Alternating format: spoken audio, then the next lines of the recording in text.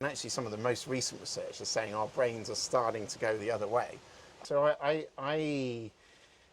think the more we understand where we've come from, so my first degree was a history degree, so I think the more you understand where we've come from, the more we can get a sense of actually understanding what makes us well and what makes our best selves. And I think what the anthropologists seem to be helping us understand is that we've evolved from being in nature. This is our natural habitat. Being indoors is not a natural state, and being still indoors is not our natural state. So sitting still is really unhealthy for us because it's not how we've evolved, particularly if we're sitting still indoors. And once we start to understand that, and we understand that our natural circadian rhythms are around when we wake up, we should move, and when we should we should drink lots of water, and we should be outside, and then we will find some food, and when we find that food, we eat a bit, which is then sort of links to some of the stuff we're starting to understand much more about diet and what we eat and how we eat and so on.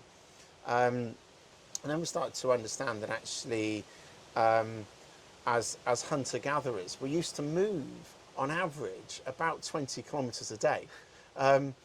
No, when you say to someone, well, go for a 20-kilometre walk today, they're like, oh, no, I'm that. So, the 10,000 steps as I move towards that, quite literally. But understanding that's how we've evolved, that's our natural state. And it wasn't through nicely manicured paths this was through dense undergrowth.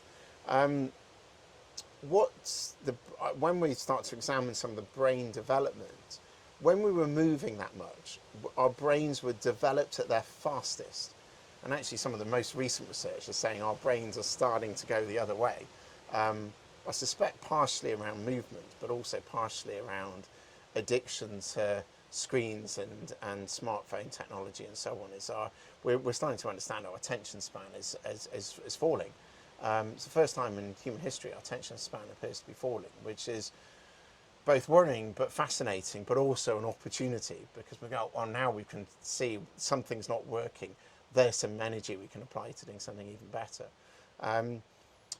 I guess the other part of anthropology is the sense that if we should be moving, we should be outdoors.